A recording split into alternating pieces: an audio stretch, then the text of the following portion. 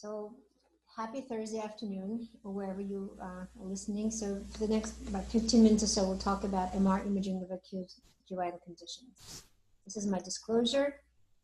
And we'll start by just talking a little bit about MR for acute conditions. And as we pretty much intuitively know, it's not, MRI is not the first line modality for acute conditions. But MR has certain cons why it's not the first line modality. Mostly it's limited in availability. It takes time, and patients who are in pain may not be able to comply with the time required.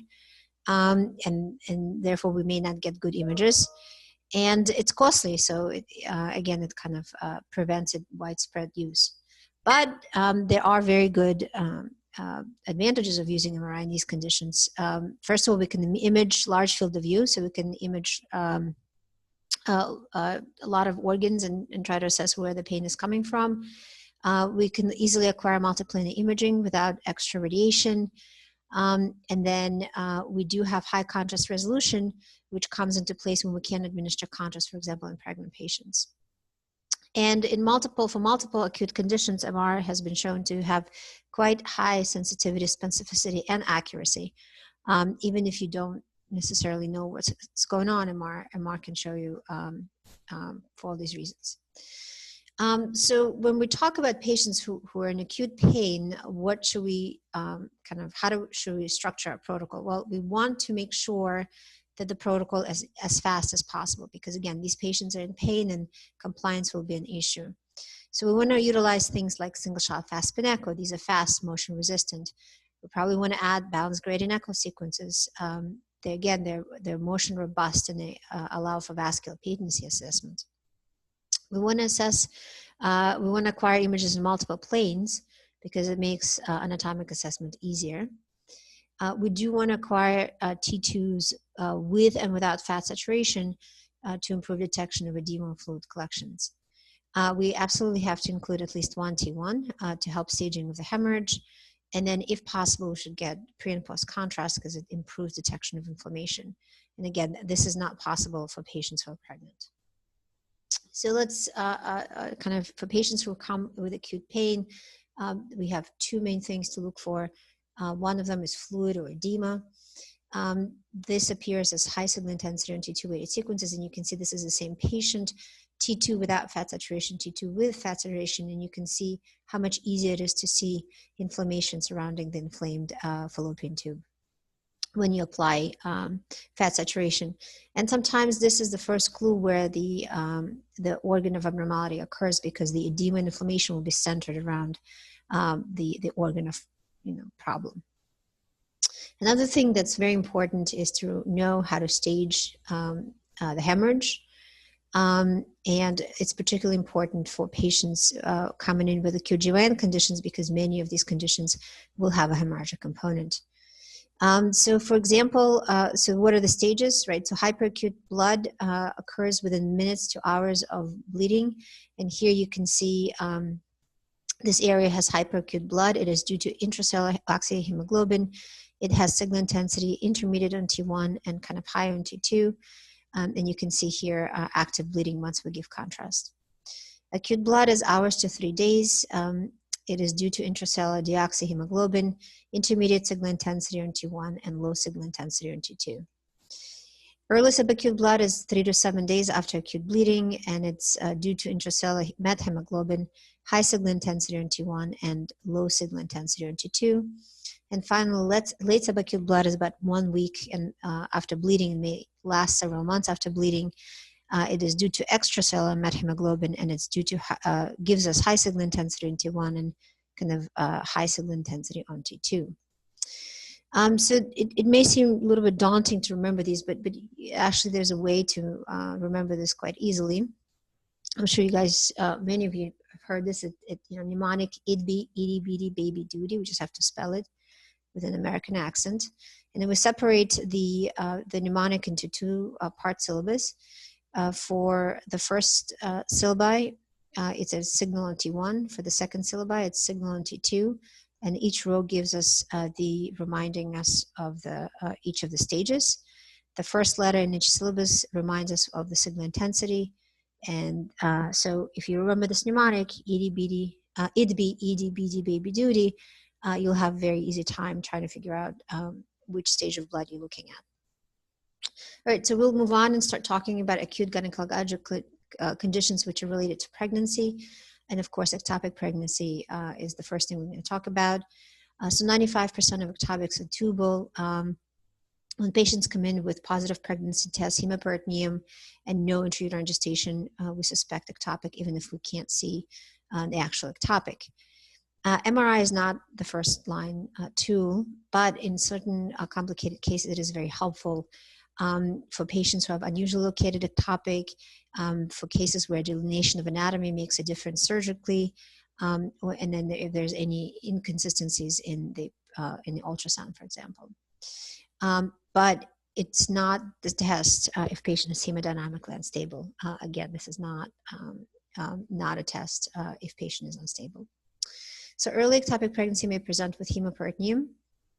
And here you will see Hemoperitoneum as this heterogeneous signal intensity in the peritoneum with both acute and subacute components. And presence of Hemoperitoneum and positive beta has 86 to 93% positive predictive value for ectopic, even if you don't see anything else in terms of the actual gestational sex elsewhere.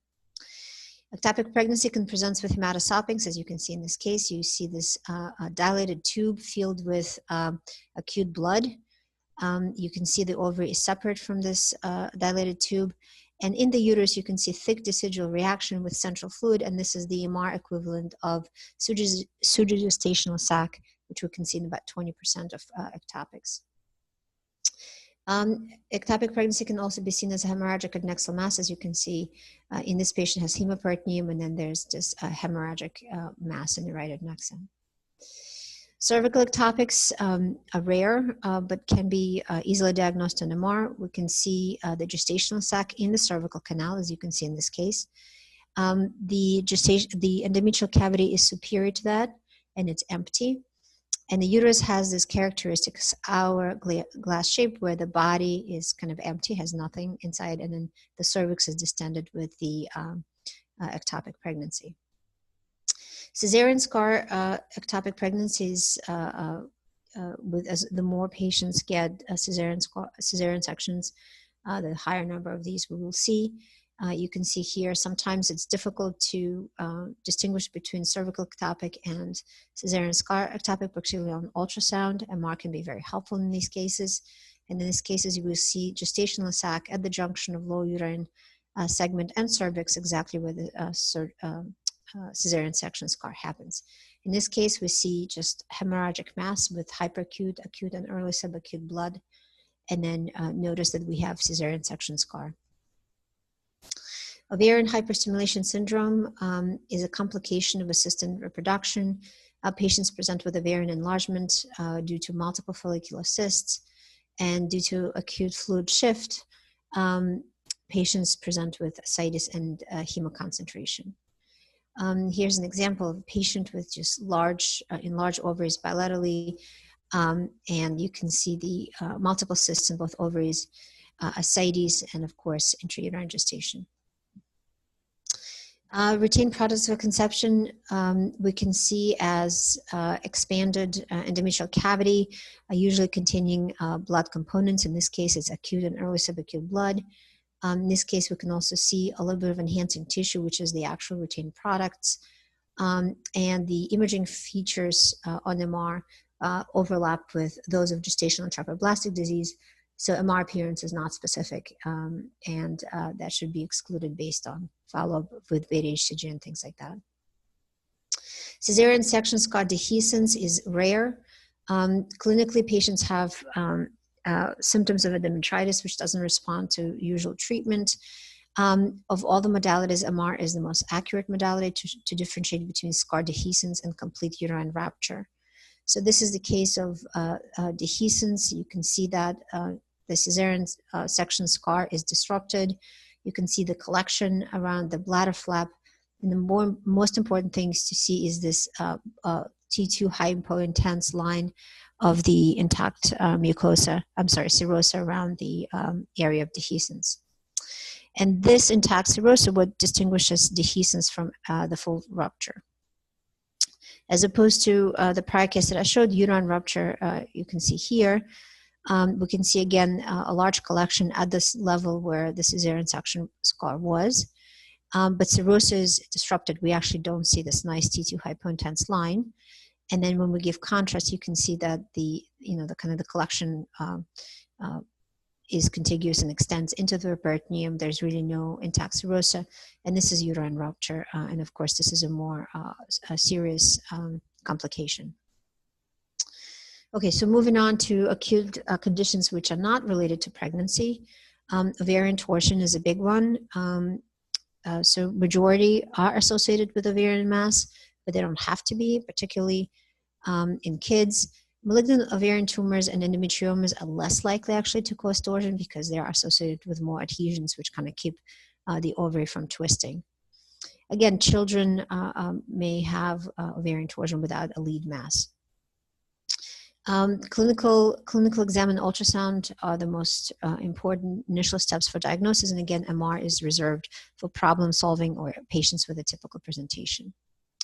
Here's an example of a patient with an enlarged ovary, and we see peripheral follicles within this ovary, and then we see stromal edema. We can see how the stroma within this ovary has kind of increased signal intensity on T2.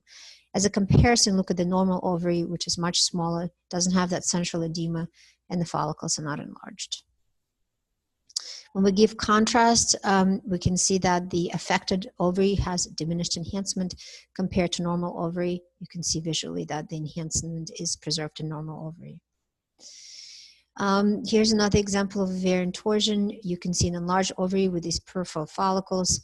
And then what's important to remember, sometimes these patients also have thickened fallopian tube on the affected side.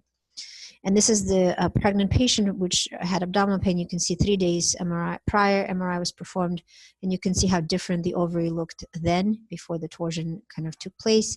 You can see the ovary is much smaller, and then we don't see this thickened, twisted fallopian tube. This is another example. Patient has a big mass. You can see signal loss on T2 with fat saturation. So this is a teratoma. Large mass. As we kind of move inferiorly, you see the swirl of signal here on both axial and sagittal images, and this is what MR appearance of twisted pedicle looks like. And twisted pedicle is very specific for diagnosis of ovarian torsion, although it's not very sensitive. Ascites or edema is very common adjacent to the affected ovary. Another example of ovarian torsion, you can see again twisted pedicle. Once you see it, the diagnosis is cinched, and again look for ascites. Another example, a patient with an enlarged ovary, parenchymal edema, peripheral follicles, but here also notice that we have hemorrhagic areas, and these are due to hemorrhagic infarctions. And again, look at how different normal ovary looks. Another patient, normal ovary and torsed ovary, you can recognize enlarged ovary, edema, peripheral follicles. Another sign of ovarian torsion is deviation of the uterus toward the affected side. And what happens is as the ovary twists, it kind of twists the fallopian tube. As a result, the fallopian tube gets shorter and pulls the uterus toward the affected side. So this is a kind of auxiliary finding for that. Hemorrhagic ovarian cysts, as expected, will have hemorrhage in them. You can see that this cyst is kind of a little bit irregular, very heterogeneous, and has both hyperacute, acute, and early subacute components. When we give contrast, we don't see any enhancement, and because usually these lesions will have high signal on T1, it's good to use subtraction image to confirm that there is no enhancement, as you can see here. Usually, corpus luteum cysts rupture because of high vascularity. Ruptured cysts can cause quite a bit of hemoperitoneum. As you can see here, you have hyperacute and acute hemoperitoneum. You can see that the hemorrhagic cyst has a clearly disrupted cyst wall. So this was a ruptured hemorrhagic cyst. Important to remember that hemoperitoneum in these patients can be quite impressive, but as long as the patient is stable, they can be managed conservatively without surgery. Acute leiomyoma degeneration, also known as red degeneration or hemorrhagic infarction of the leiomyoma. It is thought to be secondary to venous thrombosis within the periphery of the leiomyoma, and it is commonly happened during a pregnancy and sometimes can be associated with oral contraceptive use. Here's an example of patient with sagittal images. You can see central leiomyoma with acute and subacute blood. In this case, actually, there's a blood level. And when we give, and this is a very, very classic appearance also on T2-weighted sequences, you have this peripheral rim of low signal intensity due to methemoglobin kind of stuck in the occluded venules. And after contrast, we have no enhancement because it is a degeneration. Rarely, leiomyomas can torse. It happens when you have subserosal leiomyomas, pedunculated with a thin pedicle. Here's an example. You have very thin pedicle in this patient with acute abdominal pain, and then there's complete lack of enhancement. So this was the case of acute torsion. And again, notice ascites. Pelvic inflammatory disease, the earliest stages patients will have cervicitis and endometritis. This is not something that MRI is very sensitive for. As patients progress, they progress to salpingitis, Pyosalpinx, or ovaritis, which is we can nicely depict on MR. And then finally, patients can develop Tuboovarian abscesses, which is the latest complication and usually requires inpatient treatment and drainage. Here's an example of Pyosalpinx. Notice you have this thick, dilated, tortuous tubular structure, which is the Pyosalpinx itself. Also, notice how there's intense wall enhancement due to inflammation. There are just tremendous amount of inflammatory changes in the pelvis, and then we have peritoneal enhancement due to peritonitis. Tuboovarian abscess is the next kind of progression where the inflammatory changes engulf the ovary, and there's no separate ovary in existence. The appearance will be variable depending on viscosity and amount of protein concentration in the abscess itself. There's going to be enhancing wall and a lot of inflammation. And notice how, again, in this patient, you have evidence of peritonitis. The appearance is very nonspecific and may be difficult to distinguish from ovarian malignancy just based on imaging alone, so you have to correlate clinically as well. So in summary, MR is not the first-line modality for patients with acute GYN conditions, but it is often a very useful problem-solving tool, and it can diagnose quite accurately acute GYN conditions in both pregnant and non-pregnant women. It is important to remember how blood appears on MR, and it helps you to detect, characterize, and stage the hemorrhagic process. And as we saw, a lot of GYN conditions do present with hemorrhagic components. With that, thank you very much. And if anybody has any questions.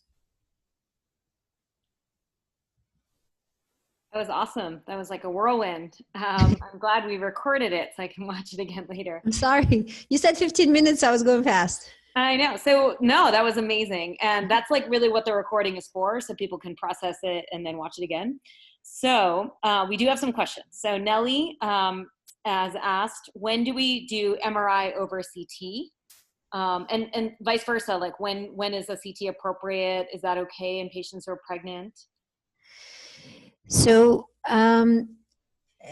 well, I guess it's always a, patient by patient case, right? So in pregnant patients, you probably want to avoid CT as much as possible. However, if there's no MR available, or if there's contraindication to MR, let's say a patient has a, cochlear device or anything like that that prevents patient from getting MR, then you're going to get it, on CT. In general, CT is not as good as MR for assessment of GYN pathology because CT lacks that beautiful, contrast resolution that MR has. And again, with CT, it's much more difficult to determine if the process has just, blood or it has protein. So it's much less accurate for many conditions. However, a lot of imaging features do translate from one modality to another. So, for torsion on CT, we will see enlarged ovary with, pedicle twisting and inflammation, and there's going to be diminished enhancement. So all the features will stay. It's just the ability of MR to show these features a lot of times, or to show more details of the features is more is better than CT. Yeah, But I would say like definitely. So MRI has to be non-contrast for these pregnant patients, but can give you, like you were saying, better GYN pathology. And then CT can help in a couple of situations, like if you have a very high suspicion, for example, for a renal stone, although you can see that on MRI, or if you're not seeing the appendix well on MRI. And our GYN surgeons are much more relaxed now about doing CT. If you can do like a low dose CT just one time through, and also in trauma patients. So if you want to get something really quick, you're looking for uterine rupture, placental abruption, we aren't completely against CT, basically. So it is possible. And at the low dose CT, you can get much below what the threshold is for fetal exposure. So they're kind of complementary. And yeah, sometimes we will do a CT on a pregnant patient. Another question was, do you perform MRI if you see suggestive findings on ultrasound and CT? And what is your workflow for getting MRI? again, it depends. It depends on many factors, including if it's during the day, if it's during at night, for example, during the day, there's attendings available to read MR, so maybe they're going to be a little more easier kind of to go for it.